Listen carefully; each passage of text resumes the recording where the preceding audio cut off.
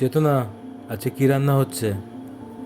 আজকে আজকে তো বানাচ্ছি এই যে কালকে বোলপুর থেকে নিয়ে এসেছিলে কচি কচি পুঁই শাক। সেই পুঁই শাকের একটু ঘন্ট বানাবো চিংড়ি মাছ দিয়ে। কীভাবে বানাই তাহলে সকলে মিলেই দেখি। প্রথমে কড়াইয়ে তেল গরম করে তার মধ্যে 5 ফোড়ন শুকনো লঙ্কা দিয়ে দিয়েছি। তারপরে একে একে পেঁয়াজ কুচি দিলাম। পেঁয়াজটা একটু ভাজা ভাজা হয়ে যাওয়ার পর আলু কেটে রেখেছিলাম, আলু, কুমড়ো আর পুঁই শাকের ডাঁটাটা দিয়ে ভালোভাবে একটু হলুদ গুঁড়ো, নুন আর লঙ্কা গুঁড়ো দিয়ে কষিয়ে নেব।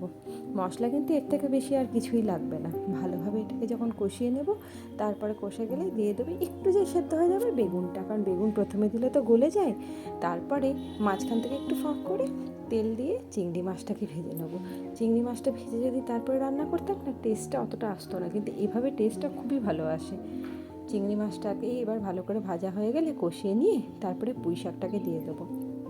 পুঁই শাকটাকে দিয়ে ভালো করে একটু নাড়াচাড়া দিয়ে তারপরে একটা কাঁচা লঙ্কা আর চিনি দিয়ে দেবো। তারপরে ভালো করে কষিয়ে নিয়ে যে হয়ে গেল।